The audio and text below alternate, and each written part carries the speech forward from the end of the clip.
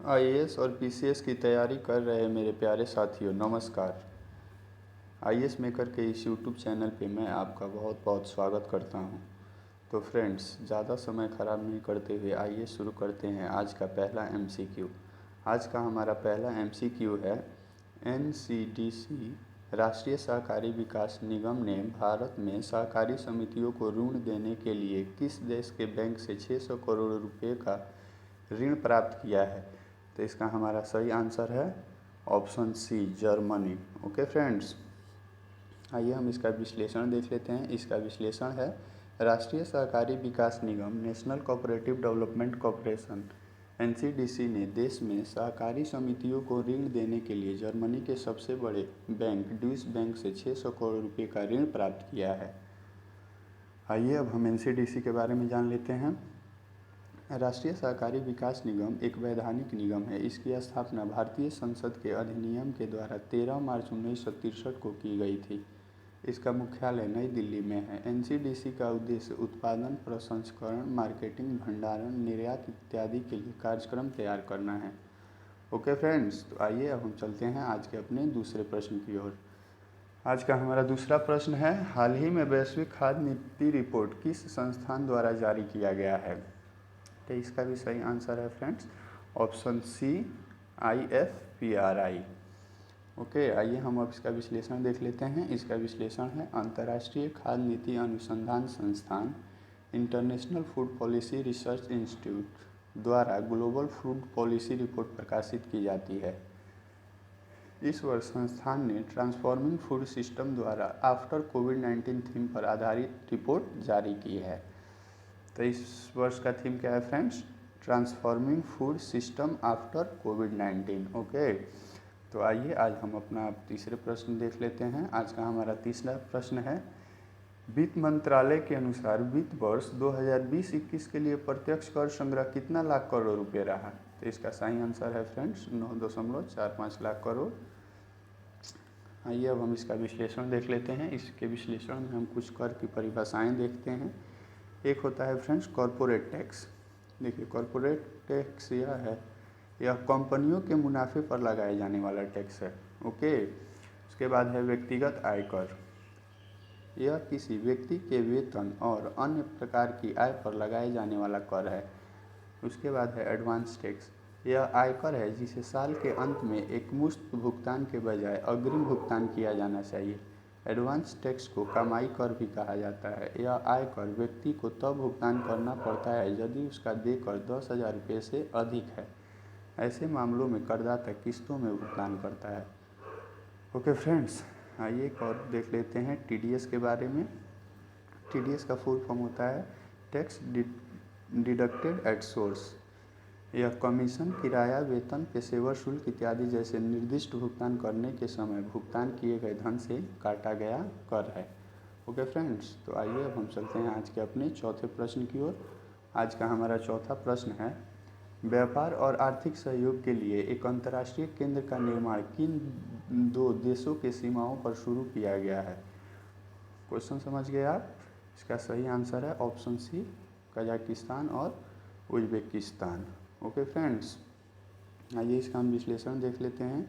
Kazakhstan और Uzbekistan ने व्यापार और आर्थिक सहयोग के लिए एक अंतर्राष्ट्रीय केंद्र का निर्माण शुरू किया है, जिसे सेंट्रल एशिया कहा जाता है। सेंट्रल एशिया ट्रेड सेंटर दोनों देशों की सीमाओं पर शुरू किया गया है। ओके फ्रेंड्स, आइए हम चलते हैं आज के अपने पाँचवें प्रश्न की ओर। हमारा पाँचवा प्रश्न है, हाल ही में इंडिया एनर्जी डैशबोर्ड वर्जन 2.0 किसके द्वारा लॉन्च किया गया है? तो मैं इसको आपका सही आंसर बता देता हूँ। इसका सही आंसर है friends option A, NITI Aayog.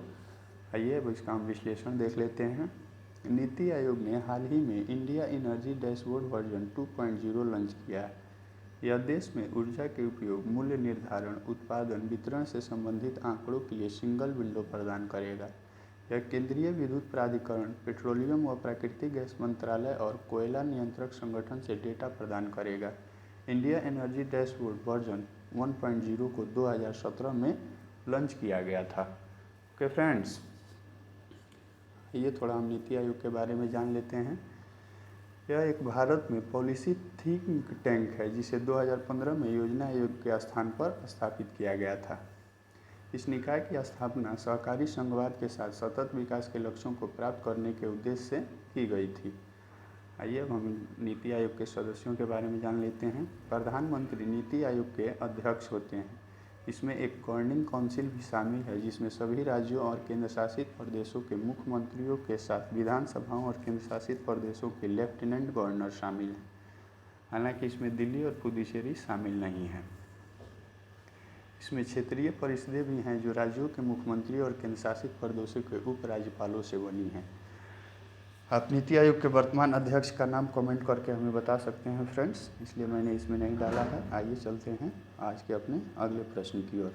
आज का हमारा अगला प्रश्न है, किस भारतीय राज्य या केंद्र शासित प्रदेश में नागरिक सुरक्षा कर्मी सिविल डिफेंस पर्सनल आमतौर पर पाए जाते हैं? तो इसका सही आंसर है फ्रेंड्स ऑप्शन डी, दिल्ली। विश्लेषण देख लेते हैं। नागरिक सुरक्षा कर्मी आमतौर पर दिल्ली में पाए जाते हैं। वे जिला मजिस्ट्रेटों के अधीन काम करते हैं और नागरिक सुरक्षा अधिनियम 1968 द्वारा शासित होते हैं। हाल ही में दिल्ली पुलिस ने एक बयान जारी कर किया कि नागरिक सुरक्षा कर्मी, जिन्हें दिल्ली सिविल डिफेंस DCD स्वयंसेवकों के रूप में भी जाना जाता है, के पास कोविड-19 नियमों के उल्लंघन के लिए लोगों पर कार्रवाई करने की कोई शक्ति नहीं है। ओके फ्रेंड्स, तो आइए चलते हैं आज के हम अपने 7वें प्रश्न की ओर। आज का हमारा 7वां प्रश्न है, सार्थक यू, जिसे हाल ही में खबरों में देखा गया था, किस नीति से संबंधित एक कार्यान्वयन योजना है? तो इसका सही आंसर मैं आपको बता दूं, इसका सही आंसर है ऑप्शन ए, नई शिक्षा नीति। ओके फ्रेंड्स, नई शिक्षा नीति, ऑप्शन ए। इसका ये विश्लेषण देख लेते हैं। केंद्रीय शिक्षा मंत्री रमेश पोखरियाल ने राष्ट्रीय शिक्षा नीति 2020 के कार्यान्वयन पर एक उच्च स्तरीय बैठक की अध्यक्षता की। इस मौके पर उन्होंने student and teacher holistic advancement for quality education सार्थक यू नामक स्कूली शिक्षा के लिए एक विचारशील कार्यान्वयन योजना भी जारी की। ओके फ्रेंड्स, सार्थक यू नई शिक्षा नीति से संबंधित है। आइए चलते हैं आज के अपने 8वें प्रश्न की ओर। आज का हमारा 8वां प्रश्न है, खगोल विज्ञान के संबंध में ओसिरिस क्या है, जिसे हाल ही में खबरों में देखा गया था? तो ओसिरिस के ग्रह है friends. Okay, option C. Osiris, जिसे आधिकारिक तौर पर HD 20945 भी कहा जाता है, यह पहला ग्रह है जिसे खगोलविदों ने पृथ्वी के सौरमंडल से परे देखा है। नेचर पत्रिका में प्रकाशित एक नए अध्ययन के अनुसार यह पाया गया है कि ओसिरिस के वातावरण में 6 रसायन मौजूद हैं। ओके फ्रेंड्स, तो आइए चलते हैं आज के हम अपने 9वें प्रश्न की ओर।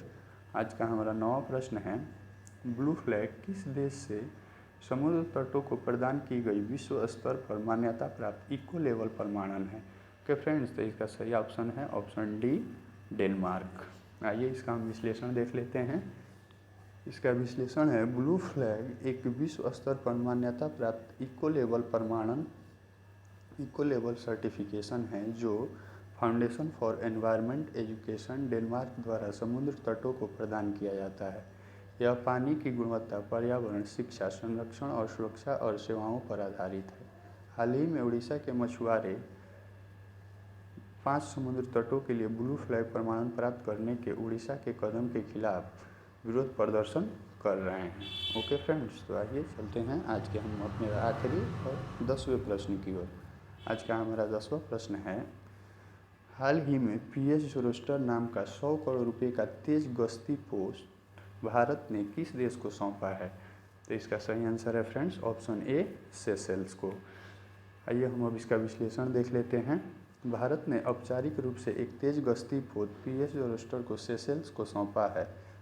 PM मोदी ने सेशेल्स के राष्ट्रपति वेवेल रामकलावन के साथ वर्चुअल मीटिंग में भी हिस्सा लिया। 2005 के बाद से सेशेल्स को उपहार में दी जाने वाली यह चौथी मेड इन इंडिया गश्ती नौका है। इसे garden rich ship builders and engineering द्वारा बनाया गया है और इसका उपयोग गश्त, तस्करी रोधी और अवैध शिकार विरोधी अभियानों, खोज और बचाव के लिए किया जाएगा। ओके फ्रेंड्स, तो आज का हमारा 10 क्वेश्चन का MCQ कंप्लीट होता है। आप भी खुश रहें, मस्त रहें, स्वस्थ रहें, अपनों का ख्याल रखें और जम के पढ़ाई करें। आपसे फिर कल मुलाकात होगी। जय हिंद, जय भारत। तब तक के लिए नमस्कार।